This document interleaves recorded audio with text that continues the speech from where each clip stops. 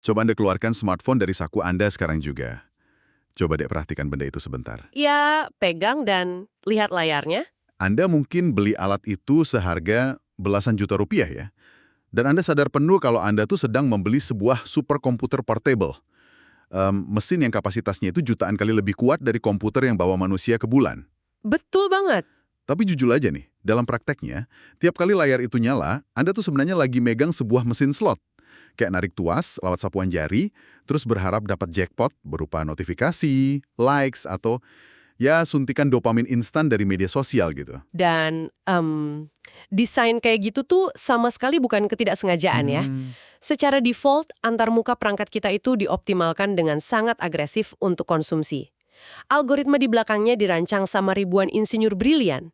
Tujuannya cuma satu. Nahan perhatian kita selama mungkin kan? Tepat sekali. Jadi alih-alih Anda yang pakai alat itu buat memperluas kapasitas mikir, alat itulah yang akhirnya mengendalikan kemana arah perhatian Anda.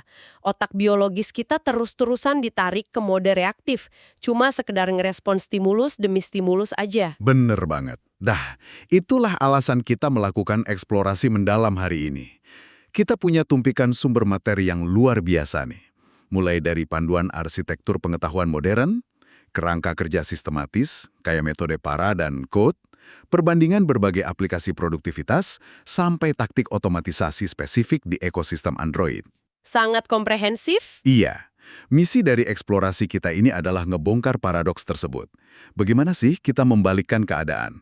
Gimana caranya ngubah mesin slot pencuri fokus ini jadi semacam otak kedua atau second brain yang secara aktif justru memperkuat kognisi Anda di tahun 2026 ini? Titik awalnya itu menyadari satu hal penting. Otak biologis manusia itu sangat buruk kalau disuruh menyimpan informasi secara presisi. Tapi, otak kita itu sangat luar biasa dalam menghubungkan ide dan menciptakan sesuatu yang baru. Maksudnya, fungsi utamanya bukan buat nyimpen data ya? Itu dia. Masalahnya, kehidupan modern maksa kita pakai otak biologis ini layaknya hard drive murahan. Kita bebankan otak buat nginget jadwal, nginget ide brilian yang muncul pas lagi mandi, sampai nyimpen referensi artikel yang panjang-panjang. Bikin kewalahan pastinya. Banget.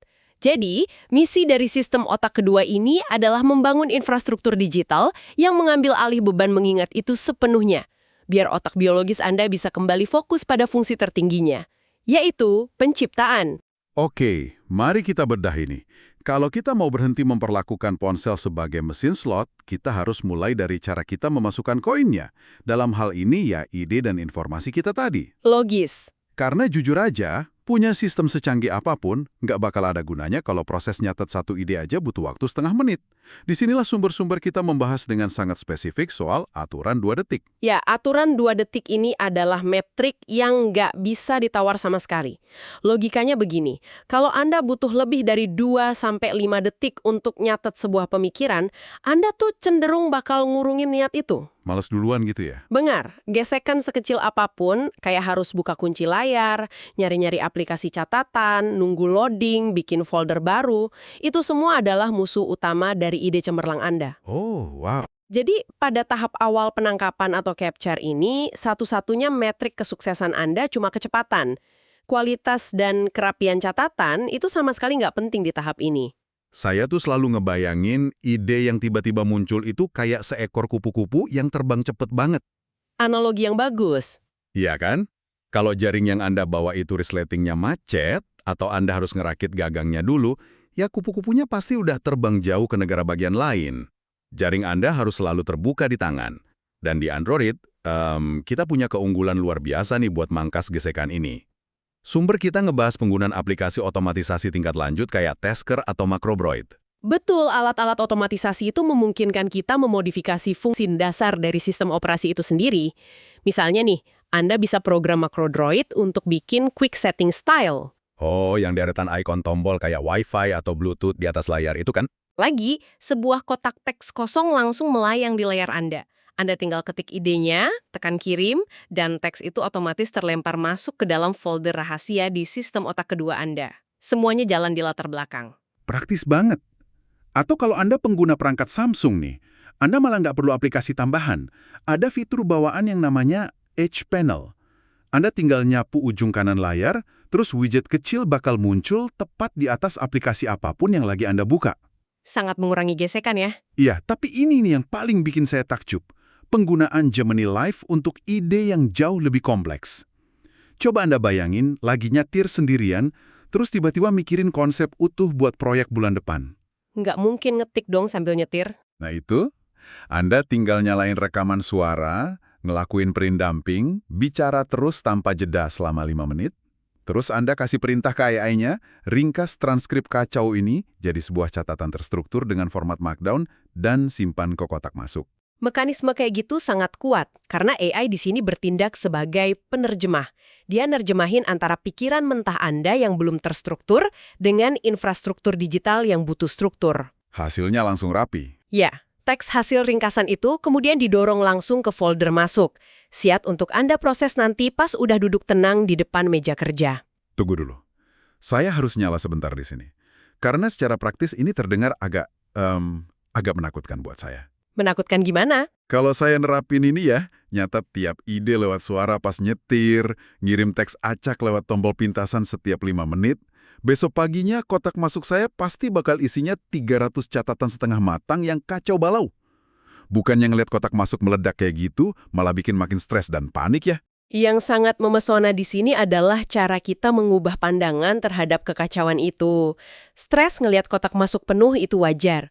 Tapi catatan-catatan 2 detik itu bukanlah produk akhir. Itu adalah biji besi mentah. Biji besi mentah? Betul. Nambang biji besi itu kan prosesnya memang kotor dan berantakan ya. Rasa stres lihat kotak masuk penuh itu murni terjadi cuma karena kita belum punya tempat penyaringan yang jelas. Coba bayangin, kalau ide itu hilang karena kita malas nyatet, itu artinya aset kognitif Anda menguap selamanya. Sayang banget sih memang. Makanya, kekacauan di kotak masuk itu bakal kita selesaikan secara dingin dan sistematis di tahap berikutnya. Tangkep aja dulu semuanya. Oke, masuk akal. Jadi, tangkap dulu kupu-kupunya sebanyak mungkin, masukin ke satu stoples besar, urusan misahin berdasarkan warna sayapnya, kita pikirin belakangan. Tepat sekali. Nah, ini bawa kita ke masalah selanjutnya yang sangat krusial. Di mana tempatnya kita mau naruh stoples besar ini? Di mana kita ngebangun fondasi rumah untuk menyaring ide-ide tadi? Dan disinilah sumber kita masuk ke dalam perdebatan serius. Antara nyimpen semuanya di cloud versus penyimpanan lokal. Ini adalah akar dari yang namanya kedaulatan data lokal. Pas Anda ngebangun otak kedua, Anda tuh lagi ngebangun aset seumur hidup loh. Bukan buat setahun 2 tahun ya. Benar. Sumber-sumber kita sangat keras menegaskan kalau masa depan pengetahuan pribadi Anda itu nggak boleh disandarkan pada kebijakan perusahaan pihak ketiga. Nggak boleh bergantung sama nasib server mereka atau biaya langganan bulanan yang makin lama makin naik. Pengetahuan ini harus privat, portable, dan permanen. Nah, disinilah bagian yang sangat menarik. Ngandelin sistem cloud only kayak Notion atau Evernote itu pada dasarnya sama kayak Anda nyewa apartemen super mewah. Pemandangannya spektakuler, lobi gedungnya cantik, tapi kunci induknya dipegang sama manajemen. Analogi yang sangat pas. Begitu Anda lupa bayar sewa bulan ini, atau perusahaan pengembangnya bangkrut terus gedungnya ditutup, Anda bisa kehilangan akses total ke perabotan di dalam apartemen Anda sendiri. Sebaliknya, sumber kita menobatkan Obsidian sebagai standar emas tahun 2026, justru karena pendekatan local first-nya. Iya, nyimpen datanya langsung di perangkat. Pakai Obsidian itu kayak Anda beli sebidang tanah hak milik di memori smartphone Anda sendiri, lalu ngebangun rumah permanen di atasnya. Dan bahan material bangunan rumahnya itu adalah file Markdown atau .md. Ini perlu kita perjelas sedikit. File Markdown itu pada dasarnya cuma file teks biasa yang disisipi kode format sangat sederhana. Nggak ribet ya, berarti? Sama sekali nggak. Karena murni file teks lokal, dia itu kebal terhadap keusangan perangkat lunak. Entah itu puluhan tahun dari sekarang, di jenis komputer apapun nanti, Anda selalu bisa ngebaca file teks biasa. Obsidian ini sebenarnya cuma semacam kacamata canggih aja buat ngelihat file-file teks lokal tersebut. Jadi, kalaupun Obsidian besok tutup, data saya tetap aman? Utuh. Data Anda tetap di dalam ponsel Anda.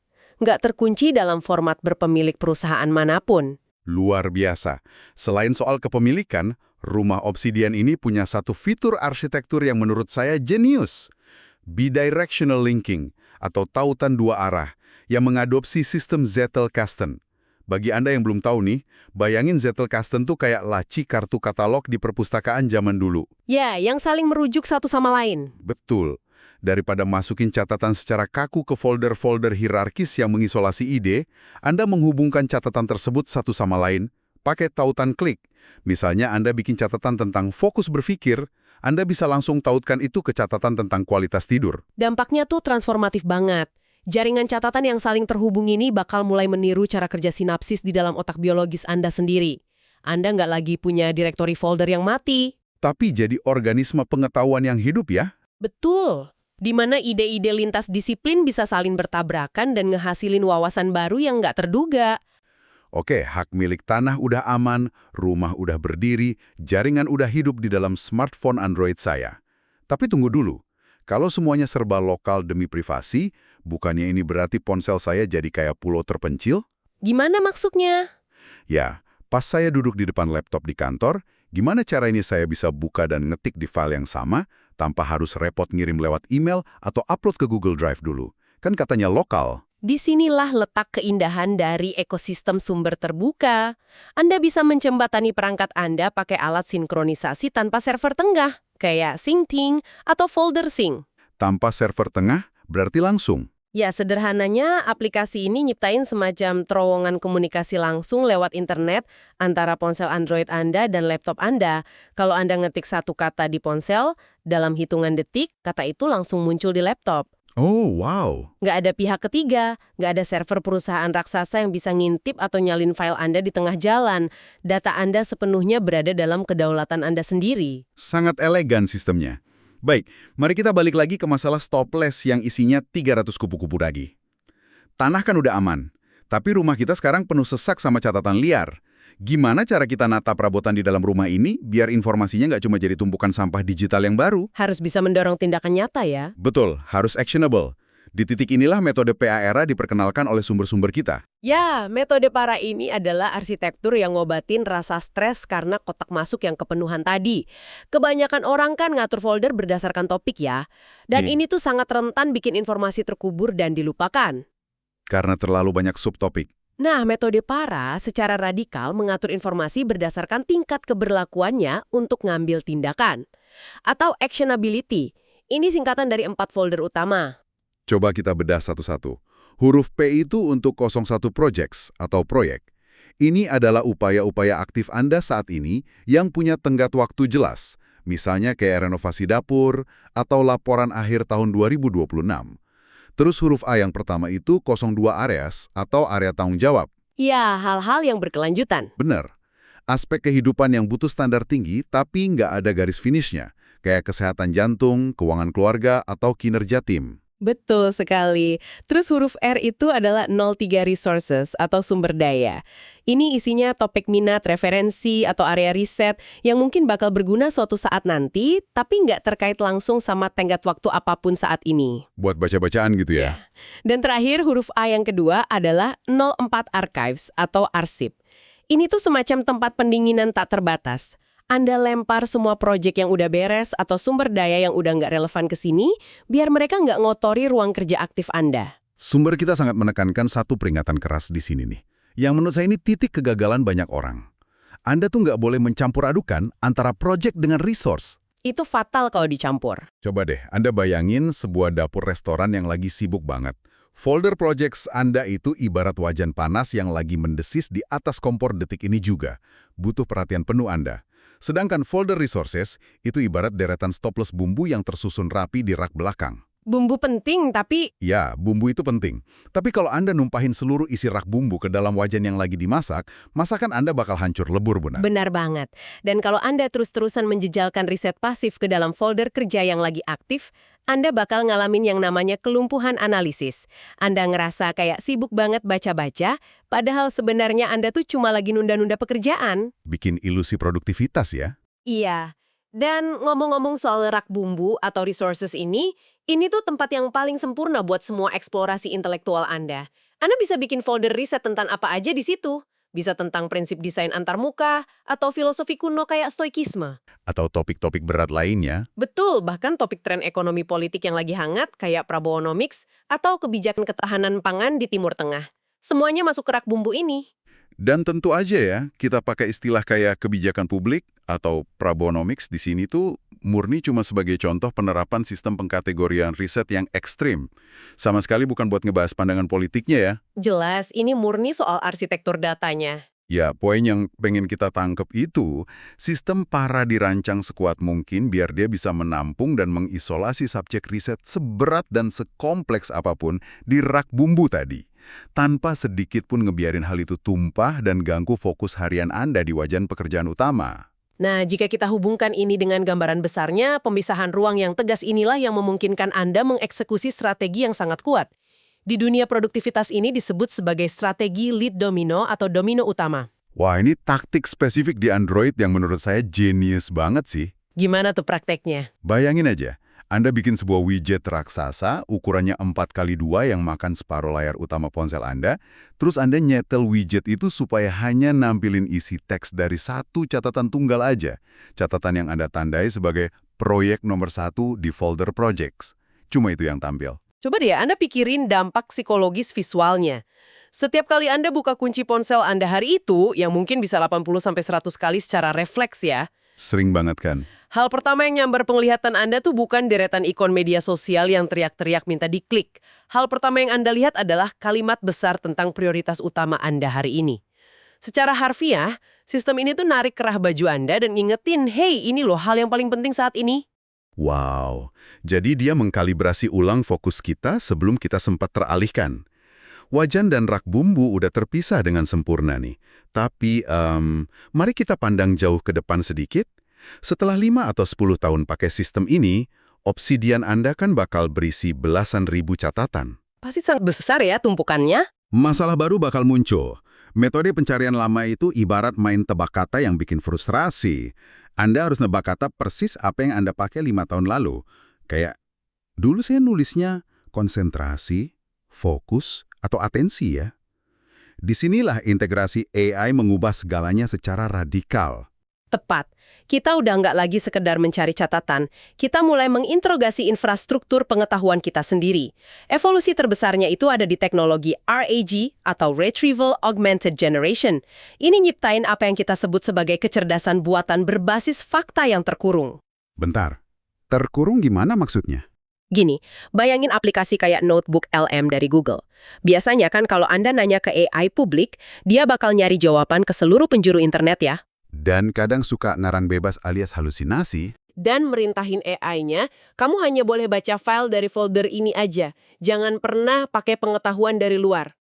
Oh, di karantina sumbernya. Betul, jadi pas Anda nanya ke dia, AI ini cuma bakal mindai ribuan catatan masa lalu Anda sendiri. Dia menghubungkan titik-titik yang luput dari ingatan biologis Anda, terus ngerangkum jawaban murni berdasarkan tulisan Anda sendiri. Dan ini terintegrasi makin dalam di Android lewat yang namanya App Search API ya.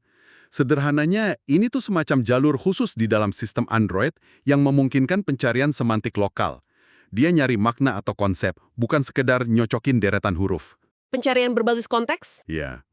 Jadi saat saya ngetik di bilah pencarian HP misalnya, strategi kalau sedang malas. Sistemnya bakal nemuin catatan jurnal tahun 2024 saya yang isinya tentang jalan kaki tanpa musik atau nyalain mode pesawat.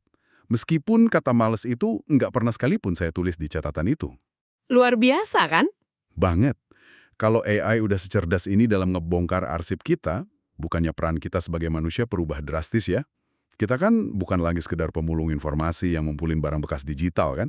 Anda menyentuh transformasi yang paling esensial di sini. Anda emang nggak lagi jadi kolektor debu digital. AI di sini bukanlah pengganti otak Anda. Dia itu bertindak sebagai pustakawan pribadi tanpa lelah yang punya ingatan fotografis atas setiap pemikiran yang pernah Anda dokumentasikan. Pustakawan pribadi, saya suka istilah itu. Tingkat tinggi. Anda yang nyetir roda kemudinya, sementara sistem AI-nya yang ngurusin mesinnya di belakang. Semua ini terdengar kayak utopia produktivitas ya. Aturan 2 detik yang ngilangin gesekan, sistem lokal Obsidian yang tangguh, kerangka aksi para, sampai asisten AI jenius yang bisa ngebaca pikiran masa lalu kita. Tapi, mari kita berbijak pada realitas sebentar deh. Ada masalah apa di realitasnya? Secanggih apapun mesin di balik kap mobilnya, pada akhirnya kan saya masih mengenggam sebuah smartphone konvensional di tangan saya. Kalau saya buka HP nih, Niatnya mau nyatat ide brilian di Obsidian, tapi tiba-tiba ada pop-up notifikasi Instagram masuk, atau mata saya sekilas ngelihat ikon YouTube yang warnanya cerah memanggil-manggil. Bukannya seluruh sistem otak kedua ini bakal runtuh seketika dalam hitungan detik. Itu adalah titik buta yang sering banget diabaikan orang. Lingkungan visual itu adalah segalanya. Coba bayangin kalau Anda naruh perpustakaan pengetahuan Anda tepat di tengah-tengah taman hiburan Las Vegas. Anda nggak bakal pernah bisa baca buku dengan tenang, kan? Boro-boro baca, duduk aja nggak fokus. Itulah alasannya kenapa tahap terakhir dari implementasi ini nuntut Anda buat nerapin monk mode atau mode biksu pada antarmuka Android Anda. Sumber kita emang nyaranin langkah yang lumayan ekstrim sih di sini. Anda tuh pada dasarnya membunuh antarmuka bawaan pabrik dan ganti itu pakai peluncur minimalis berbasis teks, kayak Niagara Launcher atau Before Launcher. Sangat drastis perubahannya. Coba deh Anda bayangin layar HP Anda sekarang yang penuh warna dan puluhan ikon aplikasi itu. Pas Anda menerapin ini, layar Anda bakal berubah jadi hitam pekat, kosong. Cuma ada 3 baris teks pedih polos di tengah. Tulis, cari, baca, udah itu aja. Nggak ada ikon merah yang teriak-teriak minta diklik, sesunyi itu. Dan selain itu, kita juga mengkarantina gangguan pakai metode silo notifikasi. Ekosistem Android punya fitur Focus Mode atau Work Profiles. Anda bisa atur konfigurasinya supaya pada jam-jam kerja tertentu, sistem secara harfiah bakal membungkam semua aplikasi pihak ketiga, kecuali alat-alat esensial dari ekosistem otak kedua Anda. Jadi, apa makna dari semua ini? Terus terang ya, kalau saya ngelihat ini dari sudut pandang pengguna awam, saya udah ngabisin 15 juta rupiah buat perangkat super canggih yang layarnya OLED memukau. Terus saya ngehitamin layarnya, saya matiin fungsinya, sampai HP ini tuh kelihatannya cuma kayak pager tahun 90-an yang diagungkan. Kelihatannya kayak mundur ke belakang ya. Iya kan? Apakah pada akhirnya tujuan sebenarnya dari otak kedua ini adalah maksa kita untuk ngehabisin lebih sedikit waktu di ponsel kita? Ini memunculkan pertanyaan penting. Jawabannya, ini sama sekali bukan tentang regresi teknologi. Ini tuh tentang mendapatkan kembali otoritas Anda. Ngurangin kebisingan visual dan ngilangin ikon warna-warni itu nggak bikin ponsel Anda jadi bodoh loh. Sebaliknya, itu nggak bikin ponsel Anda jadi alat yang akhirnya patuh pada Anda. Oh, menundukkan alatnya? Tepat, Anda lagi ngebersihin godaan-godaan murah supaya superkomputer di saku Anda itu murni tunduk pada tujuan dan ambisi intelektual tingkat tinggi Anda, bukan malah ngelayanin pengiklan. Masuk akal banget. Dan itu bawa kita pada satu peringatan terakhir yang menurut saya paling menyakitkan buat kita semua. Saya kutip langsung dari sumber kita ya. Aplikasi tidak sepenting kebiasaan. Kalimat yang sangat menohok. Pasti ada pendengar kita yang mikir, wah repot amat tiap minggu malam harus bebenah folder. Tapi emang inilah realitasnya. Alat semahal apapun tuh cuma bakal jadi besi mati tanpa adanya siklus kebiasaan yang disiplin. Yaitu menangkap, memproses, menghubungkan, dan meninjau. Tinjauan mingguan atau weekly review itu adalah detak jantung dari seluruh sistem ini.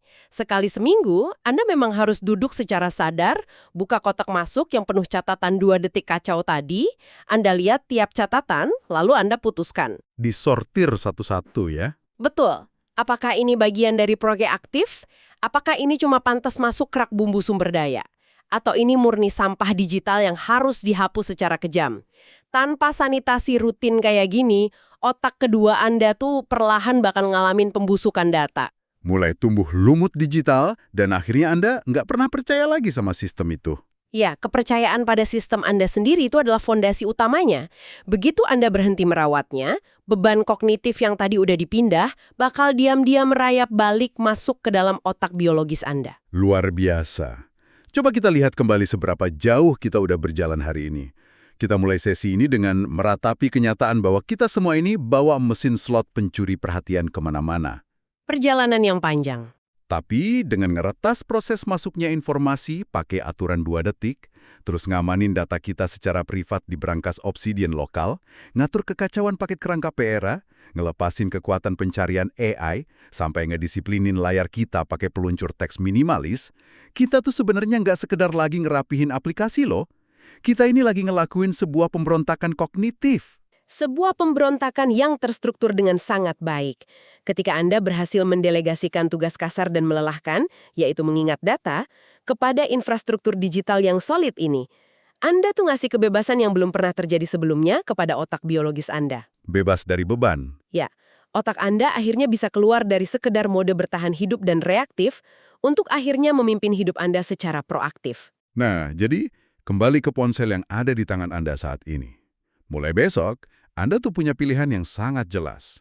Anda bisa terus narik tuas mesin slot itu, pasrah ngebiarin deretan algoritma di Silicon Valley, nentuin apa yang penting buat pikiran Anda hari ini. Pilihan yang mudah tapi merugikan. Atau Anda bisa ngebongkar mesin tersebut, cabut paksa kabel-kabel distraksinya, dan susun ulang mesin itu jadi instrumen navigasi yang presisi buat merancang masa depan Anda. Keputusan ada di tangan Anda. Tapi sebelum kita berpisah, saya pengen ninggalin Anda dengan satu pemikiran untuk direnungkan. Sesuatu yang melampaui sekedar urusan aplikasi atau produktivitas. Coba pikirkan ini.